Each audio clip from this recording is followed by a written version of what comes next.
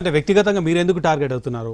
3 సార్లు మీకు status quo ఉండాలి అని ఇప్పుడు తాజా జడ్జిమెంట్లో చెప్పారు. నిన్న ఈరోజు అటెండ్ అయ్యారు. ఎందుకు మీరు 3 సార్లు చేసినా ఎవరైతే బాధితులు ఉన్నారో, ఎవరైతే కోర్టును ఆశ్రయించారో వాళ్ళ మీద ఎఫ్ఐఆర్ బుక్ చేయాల్సిన పరిస్థితి వచ్చింది.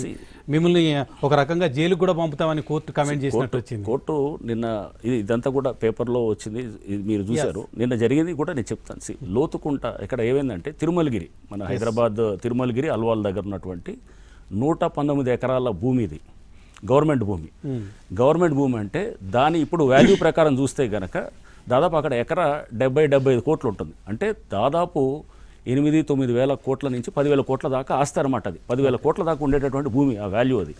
దాన్ని ఒక 3 రియల్ ఎస్టేట్ డెవలపర్స్ వాళ్ళు క్లెయిమ్ చేస్తున్నారు. ప్రధానంగా శాంతా శ్రీరామ్ అని ఒక బిల్డర్, వాళ్ళు ఇంకా ఒక 2 వేరే వాళ్ళు కూడా క్లెయిమ్ చేస్తున్నారు. క్లెయిమ్ చేస్తూ వాళ్ళు ఇది మా భూమి అని చెప్పి లోతుకుంట సర్వే నెంబర్స్ 1 and 2 అనేది అది మా భూమి అని చెప్పి వాళ్ళు క్లెయిమ్ చేస్తున్నారు. మా దగ్గర డిఫెన్స్ ఎస్టేట్స్ అంటే అక్కడ డిఫెన్స్ ల్యాండ్ కంటోన్మెంట్లో ఉన్నటువంటి భూమి ఇది. దాంట్లో ఇది స్టేట్ గవర్నమెంట్ భూమి అని చెప్పి దాన్ని ఎస్ఎల్ఆర్, అది జిఎల్ఆర్ 243 అంటారు అన్నమాట. దాన్ని జిఎల్ఆర్ 243 అంటే అదొక సర్వే నెంబర్ లాగా, అదొక జిఎల్ఆర్ అంటే అది ఒక కంటోన్మెంట్కి డిఫైన్ చేసినటువంటి ఒక ఇదనమాట. సో దాంట్లో ఇది ఈ కోఆర్డినేట్స్ అంటే ఈ భూమి ఈ కోఆర్డినేట్స్ అని మాకు స్పష్టంగా, అంటే దీని కోఆర్డినేట్స్ లాటిట్యూడ్ లాంగిట్యూడ్ ఇచ్చి ఇది భూమి అని చెప్పి ఇచ్చారు. మేము చేస్తున్న భూమి అంటే మేము ఫెన్స్ చేసిన భూమి, వీళ్ళు చెప్తున్న లోతుకుంట భూమికి 3 కిలోమీటర్ల దూరం ఉందనేది రెవెన్యూ వాళ్ళు మాకు రాసి ఇచ్చారనమాట. ఇది అంటే అతను ఏదైతే కంటెంప్ట్ మూవ్ చేశాడో, అతని కోర్టు ఉత్తర్వులు ఉన్నాయో, అది లోతుకుంట 1 and 2 అనేది 3 కిలోమీటర్ల అవతల ఉంది. ఎక్కడో 3 కిలోమీటర్లు. ఇప్పుడు ఎట్లా అంటే చార్మినార్ దగ్గర కడతామని చెప్పేసి వచ్చి మనం అసెంబ్లీ దగ్గర ఇల్లు కడుతున్నాం అనుకోండి, ఇల్లు కడుతుంటే దీనికి దానికి ఇంత దూరం ఉన్నది, నువ్వు ఇక్కడ కట్టి అక్కడ క్లెయిమ్ చేసి అది దాని మీద మా కోర్టు ఉత్తర్వులు ఉన్నాయంటే మేము కోర్టుకు అదే చెప్పాం. మీరు రేపు సర్వే చేయించండి, సర్వే చేయించి జాయింట్ సర్వే ఇప్పుడు ఈరోజు కూడా అప్లికేషన్ ఫైల్ చేసాం. ఫైల్ చేసి మీరు అక్కడ అతను చెప్తున్నటువంటి లోతుకుంట భూమా లేకపోతే మేము చెప్తున్న జిఎల్ఆర్ భూమా, మీ వాదన కోర్టులో వినిపించాలి. ఎందుకు ఎక్స్ట్రీమ్గా వెళ్తున్నారు రంగనాథ్ గారు? ఎక్స్ట్రీమే లేదు. మేము చెప్పేది అదే, కోర్టుకు చెప్పింది కూడా అదే అనమాట. మా కోర్టులు అంటే అమితమైన గౌరవం ఉంది. అవతల వాళ్ళు చట్టాన్ని ఇష్టమైనట్టు వాడుతూ భూములు కొట్టేయాలని చూస్తున్నప్పుడే హైడ్రా అడ్డుపడుతుంది. సో దీంట్లో కూడా నిన్న అదే చెప్పడం జరిగింది. మా దగ్గర డిఫెన్స్ వాళ్ళు ఇచ్చిన కోఆర్డినేట్స్ ఉన్నాయి, మ్యాప్లు ఉన్నాయి, అన్నీ కూడా కోర్టులో నేను చెప్పడం జరిగింది. మా తరపు నుంచి అడ్వకేట్ జనరల్ గారు అందరూ కూడా చెప్పడం జరిగింది. గ్రౌండ్ లెవెల్లో ఎప్పుడైతే సర్వే చేసి ఇది లోతుకుంటనా లేకపోతే ఇది జిఎల్ఆర్ 243 అనేది తేలిస్తే గనక అంత పరిష్కారం అయిపోతుంది. అతను క్లెయిమ్ చేస్తుంది ఎక్కడో లోతుకుంట దగ్గర అనేది క్లెయిమ్ చేస్తూ ఇక్కడికి వచ్చి కూర్చుంటున్నాడు అనమాట. ఇక్కడికి వచ్చి ఏం చేస్తున్నారు, ఇక్కడ ఇష్టానుసారంగా గుట్టలన్నింటినీ మొత్తం కొట్టేయటం, బ్లాస్ట్ చేయటం, పర్మిషన్ లేదు, బ్లాస్టింగ్ పర్మిషన్ లేదు. ఆ బ్లాస్టింగ్ చేయటము, దాంతోపాటు అక్కడ ఏది మైనింగ్ పర్మిషన్స్ లేదు. అంతేకాకుండా నెమళ్ళు ఇవన్నీ కూడా మొత్తం ఎగిరిపోతూ అక్కడంతా చనిపోవటం. అంటే ఎన్వైర్మెంటల్గా అది ఫారెస్ట్ డిపార్ట్మెంట్ వాళ్ళు కూడా రాసిచ్చారు. అక్కడ ఉన్న బస్తీల వాళ్ళు దాదాపు 8,000 మంది బస్తీల వాళ్ళు, వందలాది మంది మా హైడ్రా ఆఫీస్కి వచ్చారు.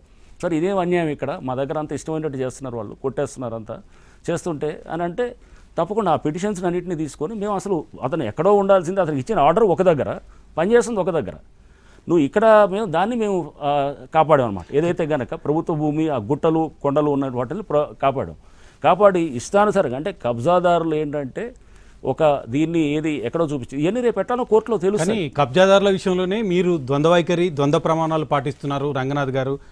అధికార పార్టీకి సంబంధించిన కబ్జాదారుల పైన ఒక టైప్ ఆఫ్ ట్రీట్మెంట్, విపక్షాలకు సంబంధించిన కబ్జాదారుల మీద ఇంకొక రకమైన ట్రీట్మెంట్ చేస్తున్నారు. రాజకీయాలు ఏం లేవండి. ఇప్పుడు నేను చేస్తున్నది లోతుకుంట ఇష్యూలో ఏమి రాజకీయాలు ఏమి కాదు. అండ్ ఇదే బతుకమ్మకుంట మేము కాపాడినప్పుడు అక్కడ లోకల్ బీఆర్ఎస్ ఎమ్మెల్యే ఉన్నారు, ఎవరు వెంకటేష్ గారు, వారు అక్కడ ఆ రోజు ఫంక్షన్లో హైడ్రాని పొగుడుతూ హైడ్రా ఇలాంటి ఇది చెరువుని కాపాడిందని చెప్పి బీఆర్ఎస్ లోకల్ ఎమ్మెల్యేనే చెప్పడం జరిగింది. ఎంతమంది కాంగ్రెస్కు సంబంధించిన నాయకుల కబ్జాల మీద మీరు దృష్టి సారించారు? ఎంతమంది కూల్చారు? ఇక్కడ రాజకీయ పరంగా ఇది ఎంతమంది బీఆర్ఎస్, ఎంతమంది బీజేపీ, ఎంతమంది ఎంఐఎం, ఎంతమంది కాంగ్రెస్ అనేది లెక్క కాదు. పార్టీలకు అతీతంగా చేస్తూ ఉంటారు. క్రషర్స్ మీద యాక్ట్ చేసినప్పుడు హైడ్రా ఎంతోమంది ఏది రూలింగ్ పార్టీకి సంబంధించిన వాళ్ళ క్రషర్స్ అన్నిటిని కూడా డిమాలిష్ చేయడం జరిగింది.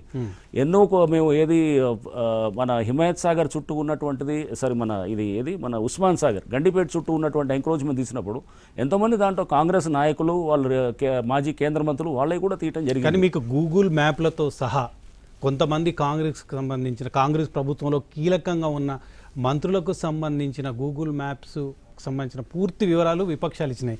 వాళ్ళ మీద ఎందుకు చర్య తీసుకోలేదని చూడండి. హిమాయత్ సాగర్ చుట్టూ ఫామ్ హౌస్లు ఉన్నాయని అన్నారు. మీరు మాకు ఒక ఎఫ్టీఎల్ లైన్, మీరు ఎవరైనా కానీ ఎఫ్టీఎల్ అనేది పబ్లిక్గా ఉండేటటువంటి డాక్యుమెంట్, హెచ్ఎండి ఇంతవరకు పబ్లిష్ కాలేదు, కానీ వీళ్ళు చెప్తున్నారు మీరు ఇదిగో ఈ ఇల్లు ఎందుకు చేయట్లేదంటే అది ఎఫ్టీఎల్లో ఉన్నట్టు మాకు ఒక చిన్న ఇది ఇవ్వండి. ఇప్పుడు బతుకమ్మ కుంటకి ఎవరు చెప్పారు? మీరేగా చేసింది. బతుకమ్మ కుంట అనేది అది గూగుల్ చెరువు. మ్యాప్స్ లో ఎవరు పబ్లిక్ ఎవరు వెతకలేదు కదా, మీరు కూడా వెతకొచ్చు కదా అట్లనే. అదే మాకు ఎదిగినప్పుడు మాకు అది ఎఫ్టీఎల్లో రావట్లేదు, అదే చెప్తున్నాను. కేవలం కాంగ్రెస్ నాయకులకు సంబంధించి కాంగ్రెస్ కాదు, దాంట్లో బీఆర్ఎస్ నాయకులది కూడా ఉంది, దాంట్లో వేరే ఇతర నాయకులది కూడా ఉంది, వేరే ఇతరది కూడా ఉంది. ఎఫ్టీఎల్లో రాకపోతే కనుక ఎఫ్టీఎల్లో వస్తుంది, ఇతను కాంగ్రెస్ అయిన కాబట్టి లేదా బీజేపీ అయిన కాబట్టి లేదా ఇతను బీఆర్ఎస్ కాబట్టి ఇతను కొలుద్దాం అనే అట్లా ఉండదు. మీరు సో రేపు అది మనం ఆ లైన్ మీరు మాకు ఎవరైనా మరి వచ్చి ఇవ్వండి, ఇదిగోండి సార్ మీ దగ్గర ఎఫ్టీఎల్లో ఉంది పలానా నాయకుడు, మీరు ఎందుకు తీయట్లేదు అని చెప్పి చెప్పండి. రంగనాథ్ గారు, మీరు నిజంగా గుండె మీద చేసుకొని చెప్పండి, 2 ఏళ్ల కాలంలో ఎటువంటి వివక్ష లేకుండా చిత్తశుద్ధితోనే కూల్చివేతలు చేశారని చెప్పగలరా? 100% 200% చెప్తున్నాను. అది మేము రూలింగ్ పార్టీ లేకపోతే అపోజిషన్ అనేది కాదు. వీళ్ళలో చాలామంది మీరు చెప్తున్నటువంటి వాళ్ళు ఎవరైనా కానీ కూడా పార్టీ లైన్ ఏం కాదు. చాలామంది పాత గవర్నమెంట్లో ఉంటే ఒక పార్టీలో ఉంటారు, గవర్నమెంట్ మారంగానే వాళ్ళు మార్చుకొని మళ్ళీ ఇప్పుడు పార్టీలో రూలింగ్ పార్టీలో వచ్చేవాళ్ళు ఉంటారు. సో కబ్జాదారులు చాలామంది ఇలా చేసిన వాళ్ళు కూడా ఎవరిని స్పేర్ చేయలేదు. సో అందుకోసం కదా హైడ్రాక్ అనేది అంత యాక్సెప్టెన్స్ పబ్లిక్ నుంచి. జనాలు ఎందుకు వస్తారు? ఎవడైనా సింపుల్ కామన్ సెన్స్, ఇప్పుడు ఒక పార్క్ ఎంక్రోచ్మెంటో లేకపోతే ఒక చెరువు ఎంక్రోచ్మెంట్ ఉందనుకోండి, అక్కడ రూలింగ్ పార్టీలోకి వస్తే కనుక అది తీయకపోతే కనుక హైడ్రాక్ క్రెడిబిలిటీ ఉండదు. ఎప్పుడైతే కనుక పబ్లిక్ వేలాది మంది వచ్చి హైడ్రా కంప్లైంట్ ఇస్తూ ర్యాలీలు తీసి మద్దతుగా చెప్పారు, హైడ్రాని రాష్ట్ర వ్యాప్తంగా ఎక్స్టెండ్ చేయాలని చెప్పి వేల మంది చేశారు. సో అంటే పబ్లిక్ నుంచి మాకు ప్రజావానికి వచ్చే మద్దతు బట్టి, దాన్ని బట్టి స్పందన బట్టే అది ఓన్లీ ఒక టార్గెటెడ్గా రూలింగ్ పార్టీకి సేవ్ చేస్తూ అపోజిషన్ టార్గెట్ చేస్తుంది అనేది అక్కడే అర్థమైపోద్ది. ఎందుకంటే సింపుల్ కామన్ సెన్స్, ఎవడైనా ఆస్తులు కాపాడుకోవాలంటే ఫస్ట్ జంప్ అయిపోయి పార్టీలో మార్చుకొని కాపాడుకోవాలని చూస్తారు అన్నమాట. ఓకే, ఈ 2 ఏళ్ల కాలంలో రంగనాథ్ గారికి సంతృప్తినిచ్చిన పని, హైడ్రా కమిషనర్గా వేదన కలిగించిన పని, అయ్యో పేదల ఇల్లు కూల్చిపోయాము, ఇది చేయకుంటే బాగుండేది అని వేదన కలిగించింది, సంతృప్తినిచ్చిన ప్రాజెక్టులు ఏంటో చెప్పగలరా? అంటే సంతృప్తి డెఫినెట్గా ఎస్. హైడ్రా ద్వారా ఫస్ట్ అన్నిటికన్నా ముఖ్యం ఏంటంటే ప్రజల్లో అవగాహన కల్పించడం, చైతన్యం కల్పించడం అనేది హైడ్రా చేసిన ఒక మంచి పనిగా మేము భావిస్తాం అన్నమాట. అంటే అసలు ఏంటి ఈ ఒక చెరువులో ఎఫ్టీఎల్ ఏంటి, బఫర్ ఏంటి, కట్టకూడదు ఇక్కడ కట్టకూడదు, మోసపోకుండా ప్రజల్ని కాపాడటంలో హైడ్రా తప్పకుండా మేము సక్సెస్ఫుల్ అయ్యామని కొంతవరకు మేము భావిస్తాం అన్నమాట. అంటే బేసికల్గా ఎఫ్టీఎల్ ఇప్పుడు ఎవరు కట్టే పరిస్థితే లేదు, ఎవరు కట్టినా ప్రజలు కొనరు.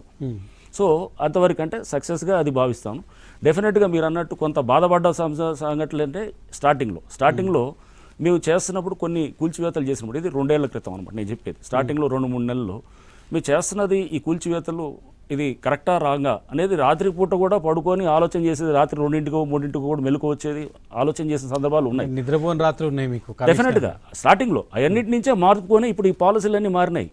పాలసీలన్నీ ఫస్ట్ 2-3 మంత్స్ ఎక్స్పీరియన్సెస్ బట్టే ప్రభుత్వంతో సంప్రదించి, ముఖ్యమంత్రి గారితో సంప్రదించి, సీనియర్ అధికారులతో సంప్రదించి అప్పుడు ఒక పాలసీలు కొన్ని తయారు చేయటం. ఇప్పుడు చెరువుల దగ్గర డ్వెల్లింగ్ హౌసెస్ ఏదున్నా కానీ కూడా టచ్ చేయకూడదు అనేది ఫస్ట్ నుంచి అదే పెట్టుకున్నాం. డ్వెల్లింగ్ హౌసెస్ అంటే ఇల్లులు అటాడేం లేదు. సపోజ్ అదే కమర్షియల్ ఎస్టాబ్లిష్మెంట్స్ వచ్చాను, ఒకటి ఎవరన్నా చెరువు కానుకొని ఎఫ్టీఎల్కి ఏదన్నా కమర్షియల్ ఉంది, లైక్ ఎన్ని కన్వెన్షన్ లాంటిదో లేకపోతే ఎవరన్నా కన్వెన్షన్ హాల్స్ ఉన్నాయి, అట్లాంటిది ఖచ్చితంగా డిమాలిష్ చేస్తాం. సో అంటే ఒక పాలసీ ఫ్రేమ్వర్క్ అనేది తయారవటం అనేది కూడా జరిగింది. ఏది చేయరు ఏది చేస్తారో చాలా స్పష్టంగా ఉంది ఇప్పుడు.